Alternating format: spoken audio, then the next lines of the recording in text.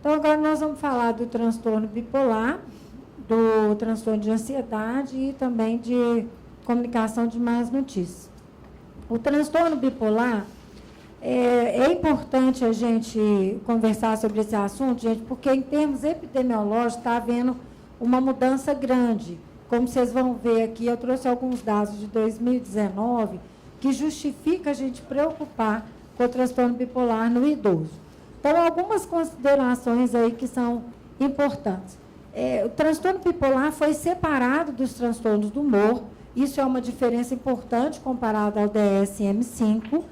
Então, antes era visto junto, inclusive já foi conhecido como transtorno maníaco-depressivo, né?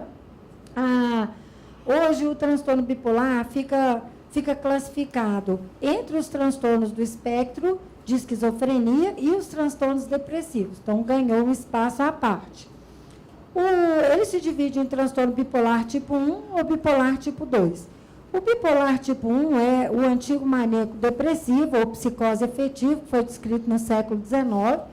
O episódio maníaco é antecedido ou seguido por episódios hipomaníacos ou depressivos maiores. E o transtorno bipolar tipo 2, ele requer um ou mais episódios depressivos maiores, pelo menos um episódio hipomaníaco durante o curso aí da vida, mas não ocorreu um episódio maníaco claro. E ele não é considerado mais leve do que o tipo 1, principalmente pelo tanto que incapacita, né, do ponto de vista de qualidade de vida, de relacionamentos e de vivência mesmo da pessoa. Causa um sofrimento, prejuízo funcional. E o transtorno ciclotímico, que a gente vai falar aí no final do transtornos bipolares, eles têm pelo menos 2 anos de períodos hipomaníacos e depressivos, mas não atendem aos critérios totais aí para mania, ou para uma hipomania, ou para uma depressão maior. É um quadro mais sutil. Esse artigo tem uma importância muito grande na geriatria, aborda aí o uso do lítio em idosos com transtorno bipolar. Uma realidade que a gente vê na geriatria é que os quadros que eram previamente em adultos, em jovens, com a maior expectativa de vida, maior sobrevida, esses pacientes estão envelhecendo. Então, na geriatria, a gente lida com as esquizofrenias e o transtorno bipolar, como vocês vão ver aqui, vai ser um grande problema. Então, as estimativas são de que hoje 25% dos quadros de transtorno bipolar sejam em idosos, já na epidemiologia de hoje. E aí, incluindo pessoas que já tinham transtorno bipolar e que envelheceram ou que começaram com o transtorno bipolar tardiamente. A previsão para 2030 é que mais de 50% dos transtornos bipolares aconteçam acima de 60 anos. E algumas características de idosos com transtorno bipolar. A gente sabe que o transtorno bipolar é uma das causas grandes de suicídio na psiquiatria em geral. Há um risco 3 a 4 vezes maior para internações psiquiátricas comparado a jovens e adultos. 15 a 20 anos reduzidos na expectativa de vida. Imagina o que é isso, né? Em torno do aumento aí dos fatores de risco, síndrome metabólica, doença vascular, AVC, as alterações endócrinas reais e o declínio cognitivo. E aí fica para nós, né, uma pergunta com relação à tolerabilidade dos medicamentos, do lítio, que é uma grande questão atual. O lítio está sendo considerado uma nova, velha droga, né? Então, teve um tempo em que se usava muito lítio, depois diminuiu muito e agora o lítio está voltando de uma forma bem importante. Só para a gente relembrar aqui os critérios diagnósticos, para transtorno bipolar tipo 1, um episódio maníaco seria um período distinto do humor anormal, persistentemente elevado, expansivo ou irritável, um aumento anormal e persistente da atividade também dirigida a objetos ou da energia, e com duração mínima de 1 semana, presente a maior parte do dia, quase todos os dias. O período da perturbação do humor, ou desse aumento de energia, a gente pode ver aqui as características clínicas. Então, autoestima inflada ou grandiosidade, diminuição da necessidade do sono, mais falante do que o habitual, ou sentir uma pressão para continuar falando, então aquela pessoa que muitas vezes não deixa ninguém falar em um grupo, fuga de ideias, experiência subjetiva de que os pensamentos estão acelerados, aqui vai confundir também com a ansiedade, que a gente vai ter que diferenciar, distraibilidade, aumento da atividade dirigida a objetos, excesso de trabalho, excesso de compras, né?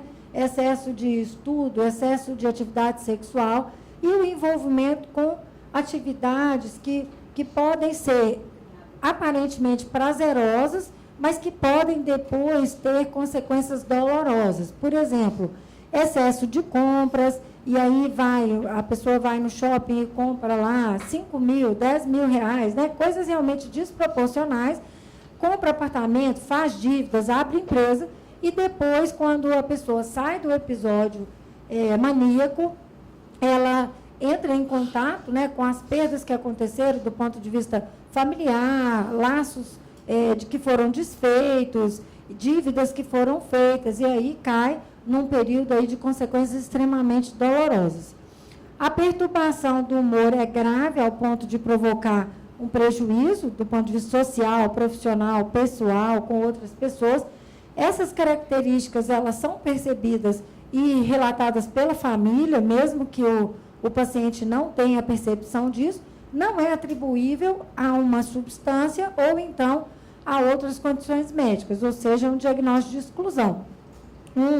Lembrando que de diagnóstico diferencial, que a gente precisa fazer com episódio maníaco, hipomaníaco, principalmente as alterações compulsivas, é o uso de drogas agonistas dopaminérgicas, por exemplo, o pramipexol, que tem como efeito colateral alterações compulsivas. Então, aí o caso seria, né, a gente retirar a substância que está provocando. O transtorno bipolar tipo 2, o episódio hipomaníaco, ele vai ter a duração mínima aqui de 4 dias, então menos, né, do que no bipolar tipo 1. E a gente precisa aí de 3 ou mais dos sintomas estão presentes, né, mas aqui o humor pode ser apenas irritável, ou as mesmas características, e ele não é suficientemente grave ao ponto de causar um prejuízo aí acentuado, social, profissional, passional, mas ele interfere na qualidade de vida da pessoa. O episódio depressivo maior, todos sabemos os critérios diagnósticos, né? 5 ou mais presentes, obrigatoriamente um deles é o humor deprimido, ou a perda de interesse, de prazer pelas atividades, e os outros sintomas menores, né, mais 4 dos outros sintomas menores. E, no geral, há uma oscilação entre o comportamento da doença. E muitas vezes fica difícil você fazer o tratamento de transtorno bipolar, porque se ele está num episódio de depressão maior, entra com o antidepressivo e aí ele faz a virada e torna, né, um quadro aí de mania ou de hipomania. Então, a base do tratamento vai ser o estabilizador do humor. Eu coloquei aqui uma breve revisão sobre as drogas estabilizadoras do humor. Então, os anticonvulsivantes, carbamazepina, valproato de sódio, lamotrigina, antipsicóticos, aripiprazol, olanzapina, quetiapina, risperidona, o lítio, que a gente vai ver um pouquinho mais, algumas particularidades do idoso, e na situação em que não há uma resposta com uma droga única, associar o lítio mais, né, ou o valproato mais um antipsicótico. Fiz um resumo aqui para vocês dos anticonvulsivantes e da questão do lítio, do que a gente tem no Brasil. O ácido valproico, a principal droga nossa, né, o principal medicamento é o Depaquene. Então, tem de 250, 300, 500 miligramas, tem o xarope na concentração de 50 miligramas por ml, e tem o Torval CR de liberação prolongada, 300 miligramas ou 500 miligramas. O Torval CR, particularmente, acho que é bem interessante na geriatria, tudo que a gente pode usar, dose menor e ação mais prolongada, menos tomadas por dia, vai ser uma opção interessante para nós. Outras marcas, né, de cópias, é indicado o ajuste pelo nível sérico da droga, Então, as concentrações aí de 25 até 125 microgramas por ml, a posologia, que costuma dar o nível sérico habitual, seria 10 a 25 miligramas por quilo por dia. Lembrando que na geriatria a gente vai começar com doses menores e tem a possibilidade da dose terapêutica ser mais para 10 do que para 25.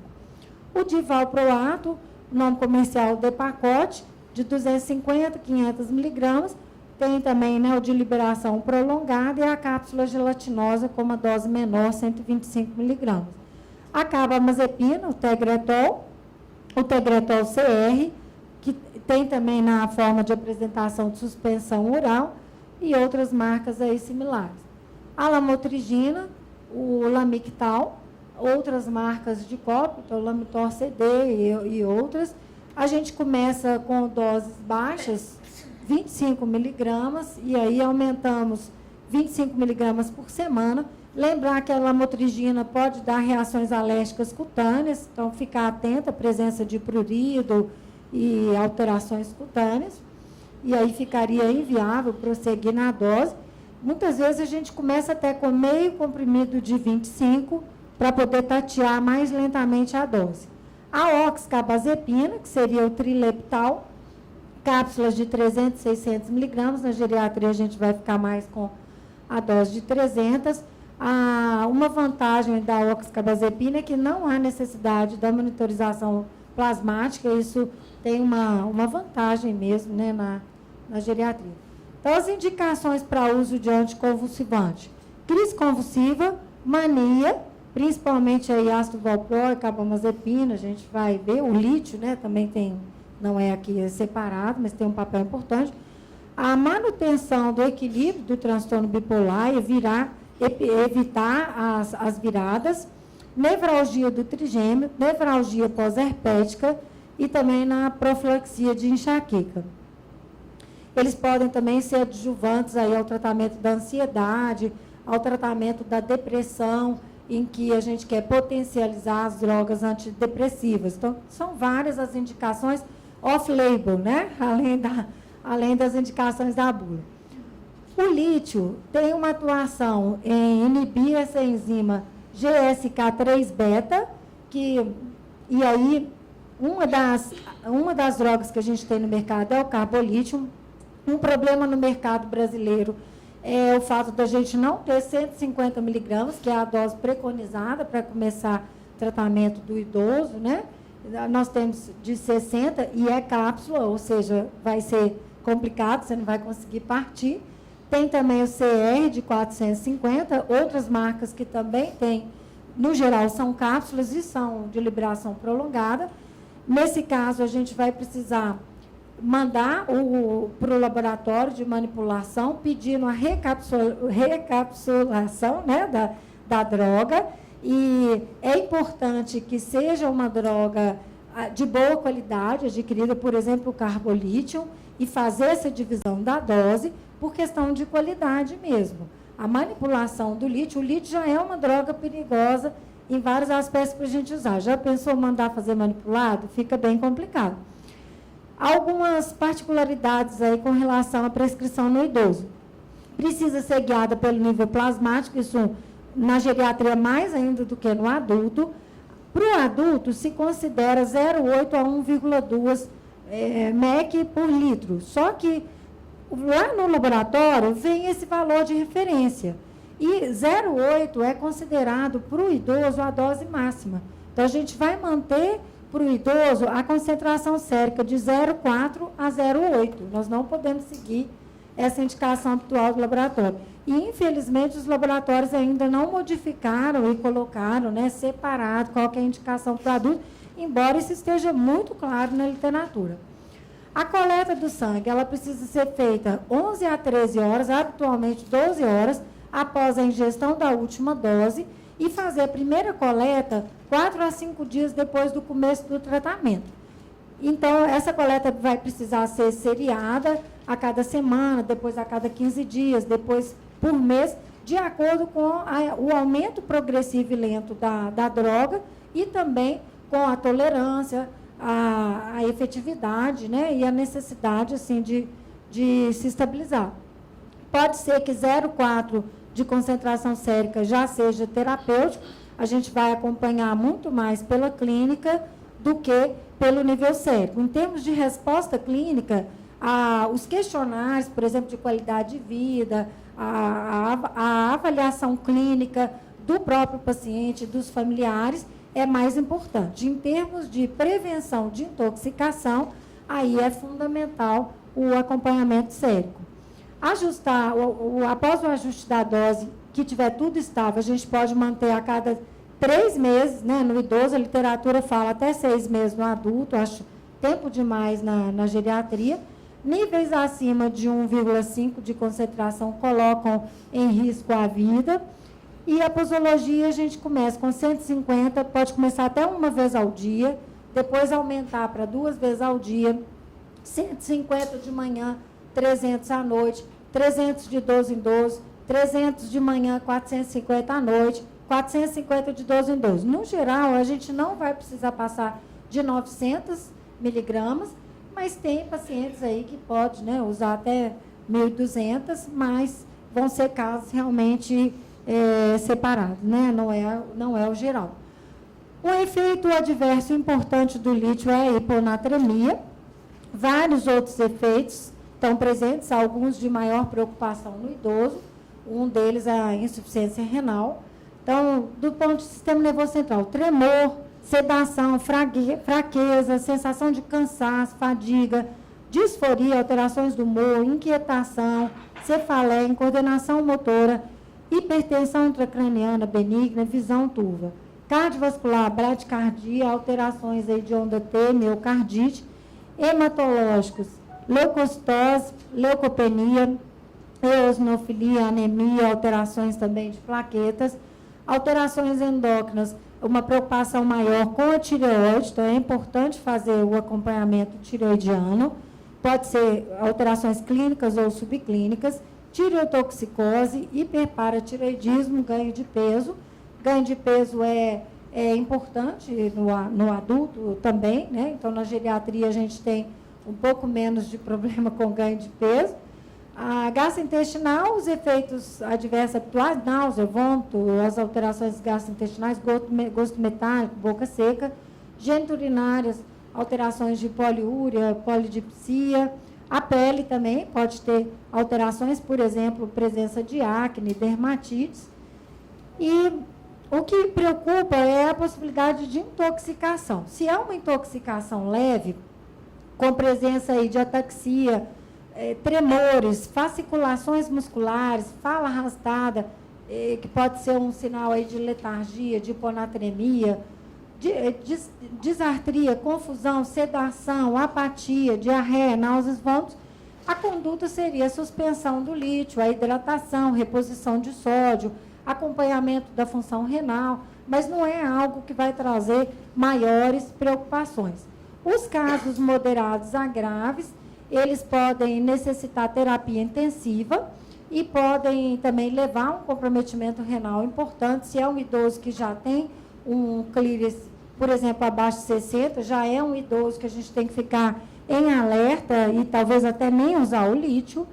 Então, moderado a grave, delírio, comprometimento cognitivo, alucinação, agitação, sintomas extrapiramidais, síndrome neuroléptica maligna, hiperreflexia, espasmos, convulsão, estupor, coma, alterações neurológicas graves e aí alterações também cardiológicas graves, insuficiência cardíaca, ou seja, essas situações vão requerer uma monitorização mais de perto, né? E o plano de suporte de acordo com o problema, inclusive a possibilidade de ter que fazer hemodiálise.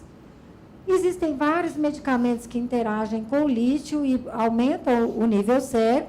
Aí temos, né, os anti-inflamatórios, os inibidores da ECA, diuréticos, os BRA2, carbamazepina, os bloqueadores de canal de cálcio, antipsicótico, imal, metronidazol, fenotiazinas, fenitoína. E em cada um desses há um tipo de risco aumentado.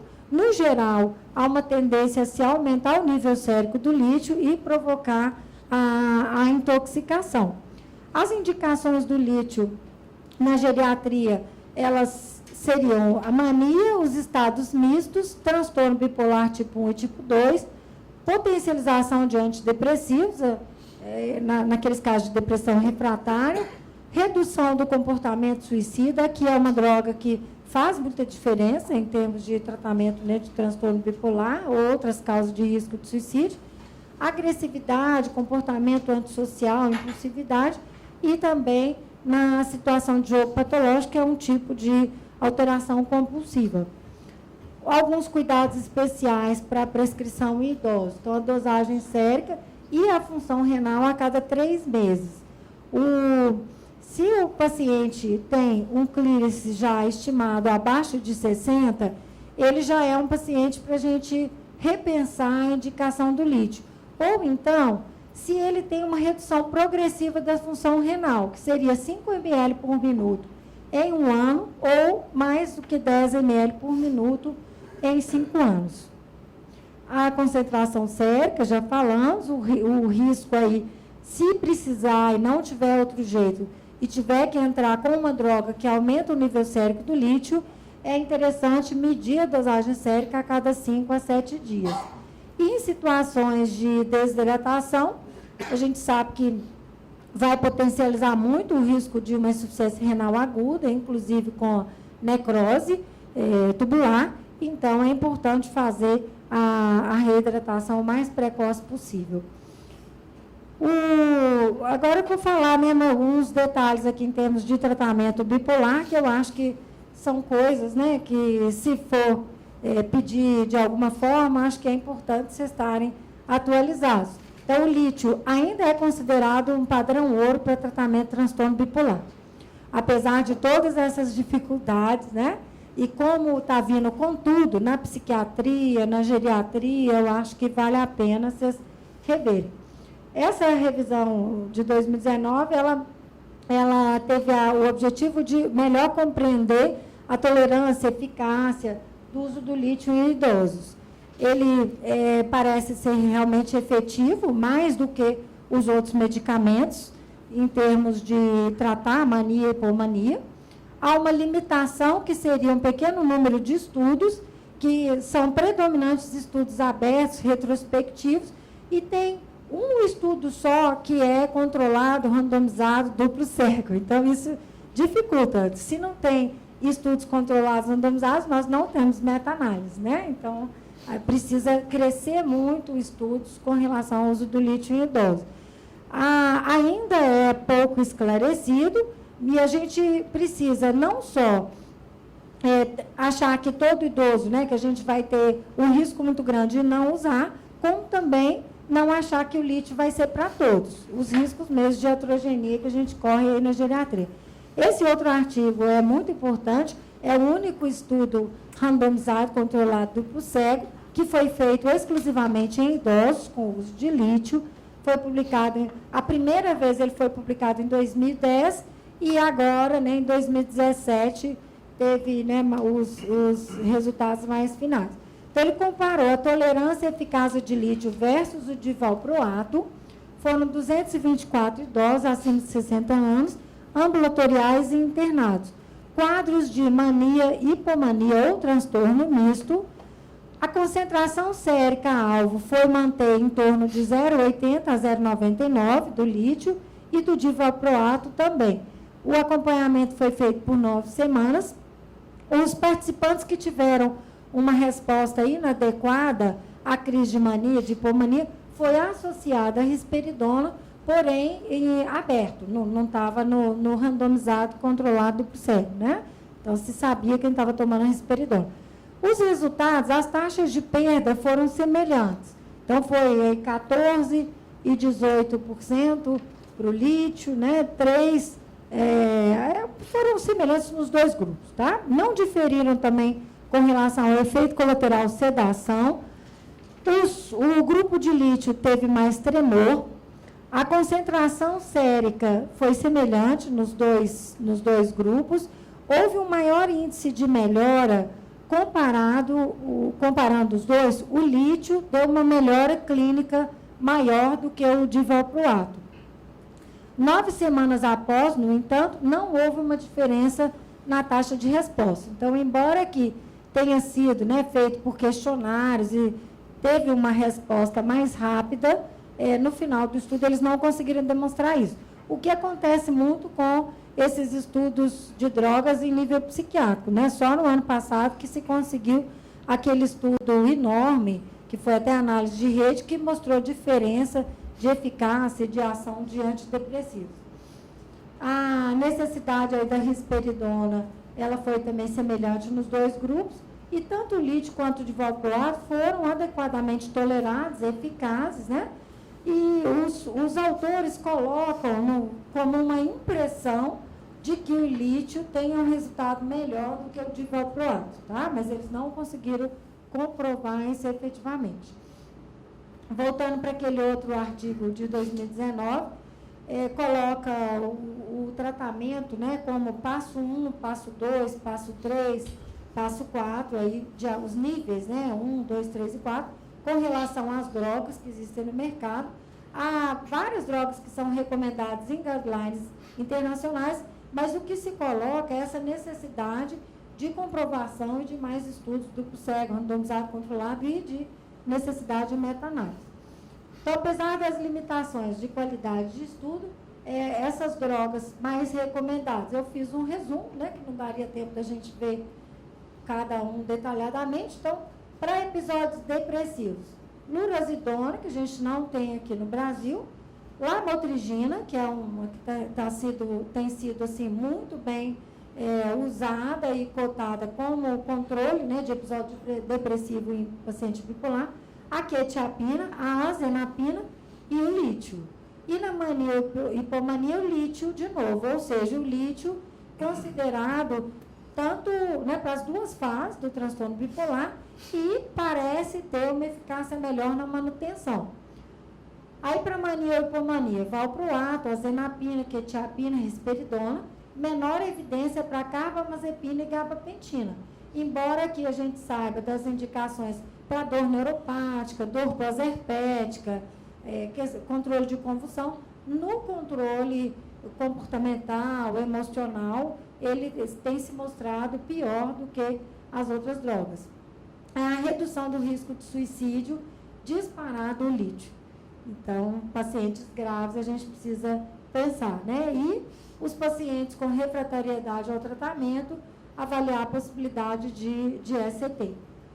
Eu coloquei aqui mais duas recomendações, então, da International Society of Bipolar Disease, um Task Force Report, e um consenso DELF, né, de estudos aí sobre transtorno bipolar no envelhecimento. A lamotrigina foi colocada como possibilidade de melhor manutenção de sintomas depressivos no transtorno bipolar. O lítio, mais indicado na prevenção de recaídas de sintomas maníacos. O lítio foi considerado por esses experts aí, né, da OABD, como uma medicação de primeira linha no tratamento de manutenção por causa da eficácia tanto na mania, hipomania, quanto na depressão. E apesar das limitações dos estudos e do conhecimento atual, o lítio ainda foi a droga mais estudada em idosos, ou seja, aquilo que a gente sabe, os riscos, os efeitos adversos, talvez seja mais fácil da gente lidar do que drogas que foram pouco estudadas. Então, para o manejo aí clínico do transtorno bipolar, na mania é necessário interromper o antidepressivo em uso, muitas vezes ele estava prescrito na fase de depressão, avaliar o antipsicótico. Então, a escolha do antipsicótico também vai ter uma importância na geriatria. Os antipsicóticos menos sedativos, o aripiprazol, a risperidona ou a ziprasidona. Aquele doce que já tem uma característica, por exemplo, de sonolência, né? Os antipsicóticos mais sedativos, olanzapina, quetiapina e azenapina. E para os idosos que têm um risco metabólico maior, vamos supor, idosos cardiopatas, que os antipsicóticos já são complicados da gente usar, questão de morte súbita, alterações cardiovasculares, idosos obesos, idosos diabéticos, idosos com hiperfagia, aí seria melhor o aripiprazol e a ziprasidona. Se tiver ausência de resposta à monoterapia, na fase aguda, associar. Então, se já está com o lítio ou o divalproato, associar a quetiapina ou a olanzapina. E o tratamento de manutenção, importante também o tratamento não farmacológico, a psicoterapia, a terapia comportamental, a manutenção, pensar se vai ser com lítio, se vai ser com a lamotrigina, o que predomina? No geral, o episódio depressivo predomina mais do que o episódio maníaco, e aí, talvez, nesse caso, a lamotrigina seja mais interessante. E as outras drogas, né, caso a predominância também seja mais para o lado de mania e hipomania. A fase depressiva do transtorno bipolar é menos estudada do que a fase maníaca e hipomaníaca, e aí a gente precisa, no geral, essa fase depressiva, ela também dura mais tempo do que a hipomaníaca e a maníaca. O lítio tem um efeito antidepressivo discreto, então, se predominar a depressão, talvez seja melhor realmente pensar na lamotrigina, né? Pesar os riscos e os benefícios de se começar o antidepressivo, principalmente pelo risco de piora e de virada. Então, como é que vai fazer? Se é um ciclador rápido, nós não vamos poder passar nem perto de um antidepressivo, né? E se for indicado usar um antidepressivo, vamos supor que seja um quadro depressivo maior, grave, tá? E não tem jeito, você vai ter que entrar, tem que entrar junto com o estabilizador do humor, não vai poder ser só o antidepressivo. E para finalizar essa parte, né, eu queria só lembrar o transtorno ciclotímico, que seria pelo menos 2 anos, presença de vários períodos com sintomas hipomaníacos que não satisfazem os critérios para episódios hipomaníacos clássicos, né? E vários períodos com sintomas depressivos que não satisfazem os critérios para um episódio depressivo maior. Então, acho que aqui é bem aquela lógica da distimia, né? Daquela depressão mais crônica, persistente, arrastada, que não preenche os critérios para uma depressão maior. E aqui é a mesma coisa, é um paciente que tem uma alteração aí com relação ao humor, ao comportamento, a ciclar, mas ele não tem, não preenche os critérios para um transtorno bipolar claro, né? Então, pelo menos 2 anos, os critérios aí para um episódio depressivo maior, maníaco, nunca foram satisfeitos, os sintomas não têm como ser explicados por uma outra doença, substância, um outro quadro clínico, enfim, vai trazer um prejuízo, um sofrimento, um comprometimento da qualidade de vida, e aí a gente vai ter que pensar também em tratamento como estabilizadores do humor, melhor do que em termos de usar antidepressivo. Aqui o lítio vai ter um papel menor comparado ao transtorno bipolar claro, né? E aqui talvez, né, vale a pena a gente pensar mais em termos de lamotrigina e outros estabilizadores do humor mesmo.